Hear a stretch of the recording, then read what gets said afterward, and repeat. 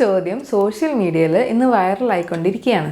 ഒരുപക്ഷെ നിങ്ങൾ എല്ലാവരും ഫോളോ ചെയ്യാൻ സാധ്യതയുള്ള ട്രസ്റ്റിഫൈഡ് എന്ന് പറയുന്ന ഒരു സോഷ്യൽ ഹാൻഡിലിൽ പുതുതായി ഇറക്കിയ ഒരു വീഡിയോ ആണ് ഈ വൈറൽ ചോദ്യത്തിനുള്ള കാരണം. ഇനി അറിയാത്തവർക്കായിട്ട് പറയാം, ട്രസ്റ്റിഫൈഡ് എന്ന് പറയുന്നത് റാൻഡമായി ഓരോ പ്രോഡക്റ്റ് ടെസ്റ്റ് ചെയ്ത് ആ പ്രോഡക്റ്റിന്റെ കമ്പനി ക്ലെയിം ചെയ്യുന്ന ഓരോ കാര്യങ്ങൾ എത്രമാത്രം സത്യമാണെന്ന് പരിശോധിക്കുന്ന ഒരു ചാനലാണ്. ഈ ചാനൽ വഴി antibiotic free, herbal fed, safer than regular eggs എന്ന് ക്ലെയിം ചെയ്തുകൊണ്ട് ഒരു കമ്പനി ഇറക്കിയിട്ടുള്ള മുട്ടകൾ പരിശോധിച്ചപ്പോൾ അതിനുള്ളിൽ കാർസിനോജനിക് ആയിട്ടുള്ള, അതായത് ക്യാൻസറിന് കാരണമായേക്കാവുന്ന എയോസ് എന്ന് പറയുന്ന ഒരു പദാർത്ഥം കണ്ടെത്തി. ഇത് ഇന്ത്യയിൽ മാത്രമല്ല, യൂറോപ്പിലും US-ലും ഒക്കെ ഭക്ഷണത്തിനായി ഉപയോഗിക്കുന്ന ജീവികളിൽ ബാൻ ചെയ്തിട്ടുള്ള നൈട്രോഫ്യൂറസോൺ എന്ന് പറയുന്ന ഒരു ആന്റിബയോട്ടിക്കിന്റെ ബാക്കി പദാർത്ഥമാണ്. സോ ഇനി മുതൽ അപ്പോൾ മുട്ട കഴിക്കുന്നത് സേഫ് അല്ലേ? മുട്ട കഴിച്ചാൽ ക്യാൻസർ വരുമോ? എന്താണ് ഈ ജീനോടോക്സിസിറ്റി എന്നിങ്ങനെയുള്ള കാര്യങ്ങളാണ് ഇന്നത്തെ വീഡിയോയിൽ നമ്മൾ ഡീറ്റെയിൽ ആയിട്ട് കാണുന്നത്. ഒരുപാട് ടെക്നിക്കൽ കാര്യങ്ങൾ ഇതിൽ ഉൾപ്പെടുത്തേണ്ടി വരും എന്നുള്ളത് കൊണ്ട് തന്നെ ആദ്യത്തെ ഭാഗത്തിൽ വളരെ സിമ്പിളായി മുട്ട കഴിക്കുന്നത് സേഫ് ആണോ അല്ലയോ എന്നറിയുന്നവർക്ക് വേണ്ടിയും പിന്നെ കുറച്ചും കൂടെ ഇതിൻ്റെ ടെക്നിക്കാലിറ്റി അറിയേണ്ടവർക്ക് വേണ്ടിയും എന്ന രീതിയിൽ രണ്ട് ഭാഗമായിട്ടാണ് ഇന്നത്തെ വീഡിയോ ചെയ്തിട്ടുള്ളത്.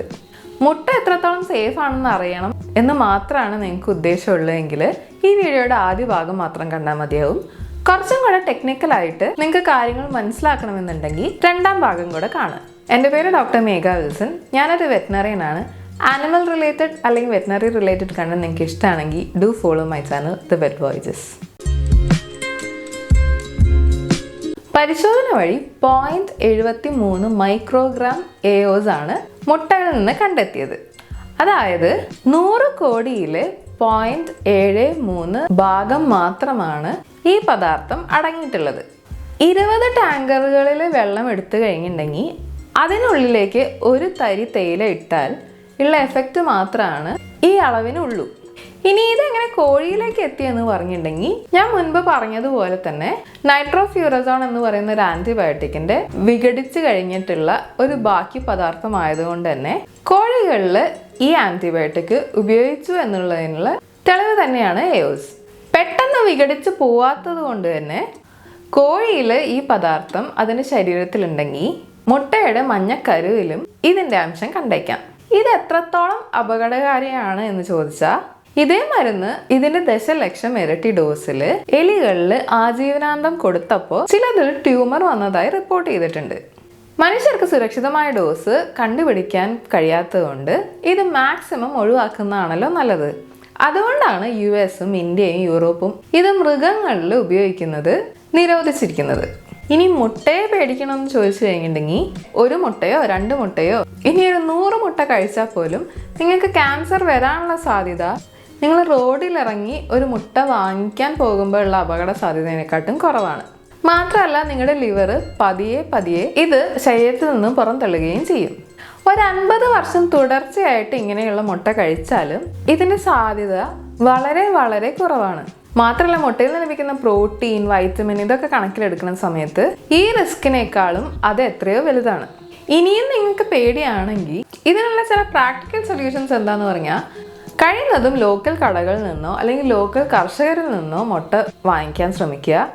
99% മുട്ടകളും എയോസ് ഒന്നും ഇല്ലാത്തവ തന്നെയാണ്. മുട്ട കഴിക്കുന്ന സമയത്ത് നന്നായി വേവിച്ചോ അല്ലെങ്കിൽ പൊരിച്ചോ കഴിക്കാൻ ശ്രമിക്കുക. മുട്ട കൊണ്ട് മാത്രമുള്ള ഒരു ഡയറ്റ് ആക്കാതെ പാൽ, പയർവർഗ്ഗങ്ങൾ, പച്ചക്കറികൾ എല്ലാം ഉൾക്കൊള്ളിച്ചുകൊണ്ട് നിങ്ങളുടെ ഡയറ്റ് തയ്യാറാക്കാൻ ശ്രമിക്കുക. അതായത് ഭക്ഷണത്തിൽ വൈവിധ്യം കൊണ്ടുവരാൻ ശ്രമിക്കുക. ഇനിയും നിങ്ങൾക്ക് പേടിയുണ്ടെങ്കിൽ ആ ബ്രാൻഡ് മുട്ടകൾ മാത്രം കഴിക്കാതെ ബ്രാൻഡ് റൊട്ടേറ്റ് ചെയ്യാൻ ശ്രമിക്കുക. കടലിൽ ഒരു തുള്ളി വിഷം വീണ എഫക്റ്റ് മാത്രമാണ് നിലവിൽ ഈ കാര്യത്തിനുള്ളൂ. ആ ഒരു തുള്ളി വിഷം പോലും ഒഴിവാക്കാനുള്ള കാര്യങ്ങൾ ഇനി ശ്രദ്ധിക്കുക എന്ന് മാത്രമേ ഈ ഒരു ടെസ്റ്റിൽ നിന്ന് ശരിക്കും നമുക്ക് എടുക്കേണ്ടതായിട്ടുള്ളൂ. ഇതാണ് ഏറ്റവും സിമ്പിളായിട്ട് ഈ കാര്യത്തിനുള്ളൊരു എക്സ്പ്ലനേഷൻ. ഇനിയുള്ളത് കുറച്ച് ടെക്നിക്കൽ കാര്യങ്ങളാണ്. ടെക്നിക്കൽ കാര്യങ്ങളും മാക്സിമം ലഘൂകരിക്കാൻ ശ്രമിച്ചിട്ടുണ്ട്.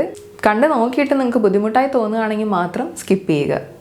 ഇതിൽ പറയുന്ന നൈട്രോഫ്യൂറസോൺ അല്ലെങ്കിൽ നൈട്രോഫ്യൂറാൻസ് എന്ന് പറയുന്ന ആന്റിബയോട്ടിക് ഗ്രൂപ്പ് നമ്മൾ മനുഷ്യരിൽ ഉപയോഗിക്കുന്നത് തന്നെയാണ്. പ്രധാനമായിട്ടും മൂത്രാശയ രോഗങ്ങൾക്കാണ് നൈട്രോഫ്യൂറാൻസ് യൂസ് ചെയ്യുന്നത്. ബാക്ടീരിയകളിൽ നൈട്രോ റിഡക്റ്റേസ് എന്ന് പറയുന്ന ഒരു എൻസൈം ഉണ്ട്.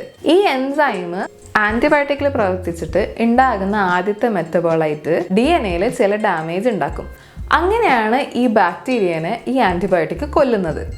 നമ്മുടെ ശരീരത്തിൽ ഈ എൻസൈം ഇല്ലാത്തതുകൊണ്ട് തന്നെ ലിവർ വഴി കിഡ്നിയിലൂടെ ഇത് പുറന്തള്ളപ്പെടുകയാണ് ചെയ്യുക. അതുകൊണ്ടാണ് നമ്മൾ പ്രധാനമായിട്ടും മൂത്രാശയ രോഗങ്ങളിൽ ഇത് ഉപയോഗിക്കുന്നത് തന്നെ. സോ ഈ ആന്റിബയോട്ടിക് നമ്മളൊരു ചെറിയ കാലയളവിൽ ഉപയോഗിക്കുമ്പോൾ മനുഷ്യരിൽ യാതൊരു പ്രശ്നവും ഉണ്ടാക്കുന്നില്ല. ഇനി നമുക്ക് മൃഗങ്ങളിലേക്ക് വരാം. മൃഗങ്ങളിലും നൈട്രോ റിഡക്റ്റേസ് എന്ന് പറയുന്ന എൻസൈം മനുഷ്യരെ പോലെ തന്നെ കുറവാണ്.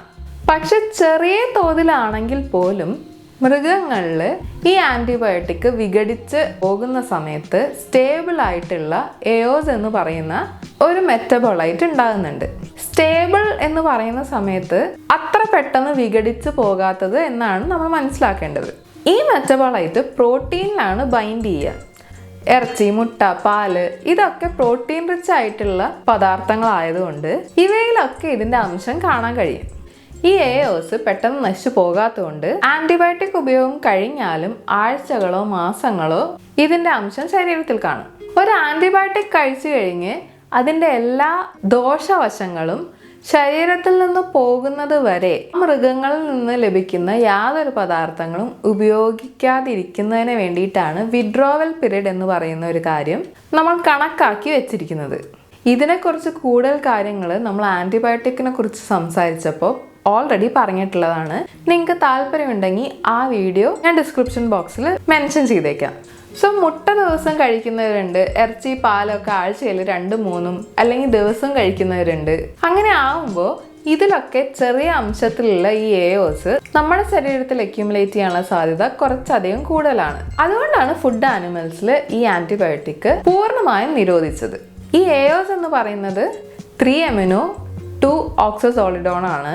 ഇത് ജീനോടോക്സിസിറ്റി ഉണ്ടാക്കുമെന്ന് ഞാൻ പറഞ്ഞിരുന്നു. ഇനി എന്താണ് ജീനോടോക്സിസിറ്റി? നമ്മുടെ ജീനുകളിൽ അല്ലെങ്കിൽ DNA-യിൽ ഉണ്ടാക്കുന്ന ഏതൊരു മാറ്റത്തിനെയും നമ്മൾ ജീനോടോക്സിസിറ്റി എന്ന് പറയും. ഇങ്ങനെ ഉണ്ടായേക്കാവുന്ന ചില മാറ്റങ്ങളിൽ നിന്നാണ് ക്യാൻസർ ഉണ്ടാവുന്നത് എന്നതുകൊണ്ട് ജീനോടോക്സിക് ആയിട്ടുള്ള ഒരുവിധ എല്ലാ പദാർത്ഥങ്ങളും ക്യാൻസർ കോസിങ്ങും ആണ്. ഇനി നമ്മുടെ പ്രശ്നത്തിലേക്ക് വരാം.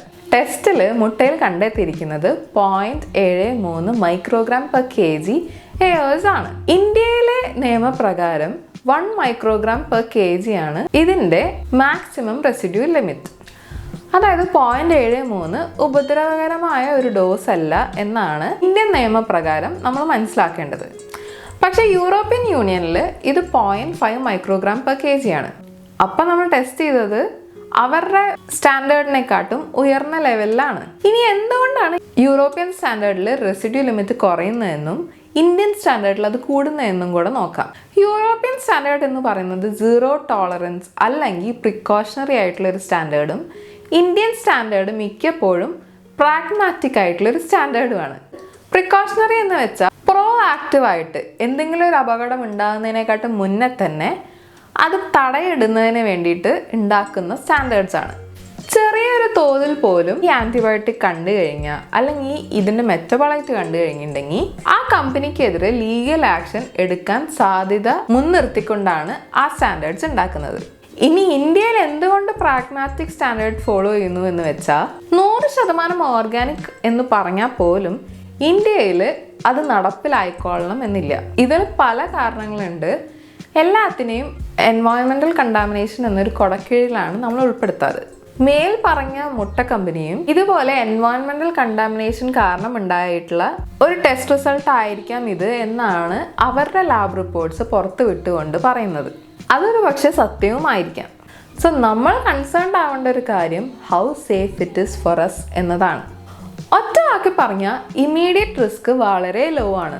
ലോങ് ടേമിലുള്ള കണ്ടിന്യൂസ് എക്സ്പോഷർ മാത്രമാണ് ഹാംഫുൾ ആയേക്കാൻ സാധ്യതയുള്ളത്. അതായത് മൃഗങ്ങളിൽ 3.5 മില്ലിഗ്രാം പെർ kg ആണ് 10% ക്യാൻസർ കോസ് ചെയ്യാൻ സാധ്യതയുള്ളത്. മാക്സിമം റെസിഡ്യൂ ലിമിറ്റ് തന്നെ 1 മൈക്രോഗ്രാം പെർ kg ആണ്. ആദ്യത്തേത് മില്ലിഗ്രാമും രണ്ടാമത്തേത് മൈക്രോഗ്രാമുമാണ്. ഇനി കണ്ടെത്തിയിരിക്കുന്നത് 0.73 മൈക്രോഗ്രാം പെർ kg ആണ്.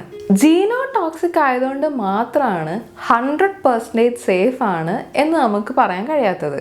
ഇതിൽ കൂടുതൽ കാർസിനോജൻസിനെ നമ്മൾ ദിവസം ശ്വസിക്കുന്നുണ്ടാവും. എയർ പൊല്യൂഷൻ, സൂര്യനിൽ നിന്ന് മാത്രമുള്ള റേഡിയേഷൻ, സ്മോക്ക് ചെയ്യുന്നവർ, പാസീവ് സ്മോക്കേഴ്സ് ആയിട്ടുള്ളവർ, ആൽക്കഹോൾ കഴിക്കുന്നവർ, ഇങ്ങനെ പല രീതിയിലും പല കാർസിനോജൻസും നമ്മൾ ശരീരത്തിലേക്ക് എടുക്കുന്നുണ്ട്. എന്ന് പറഞ്ഞ് ഞാൻ ഇൻസിഗ്നിഫിക്കൻ്റ് ആക്കുകയല്ല ചെയ്യുന്നത്. ഇങ്ങനെ ഒരു ടെസ്റ്റിംഗ് നടന്നതും ഇങ്ങനെ ഒരു ഡിസ്കഷൻ ഇന്ന് ഓപ്പൺ ആയതും എല്ലാതും ഒരു പോസിറ്റീവ് ആയിട്ടുള്ള കാര്യം തന്നെയാണ്. പക്ഷെ ഒരുപാട് ടെൻഷൻ അടിക്കേണ്ട കാര്യം നിലവിലില്ല എന്ന് മാത്രം. കഴിയുന്നതും ലോക്കൽ ഫാംസിൽ നിന്ന് അല്ലെങ്കിൽ റെസ്പോൺസിബിൾ ആയിട്ട് ഫാമിംഗ് പ്രാക്ടീസസ് ഉള്ള ഫാമുകളിൽ നിന്ന് മുട്ട വാങ്ങിക്കാൻ ശ്രമിക്കുക. ഇതൊക്കെയാണ് ഇതിനെക്കുറിച്ചുള്ള ടെക്നിക്കൽ ആസ്പെക്ട്സ്. ഇനിയും നിങ്ങൾക്ക് കൂടുതൽ സംശയം ഉണ്ടെങ്കിൽ താഴെ കമൻറ്റ് ചെയ്യാവുന്നതാണ്. മറ്റൊരു വീഡിയോ ആയി വീണ്ടും കാണാം. Thanks for watching.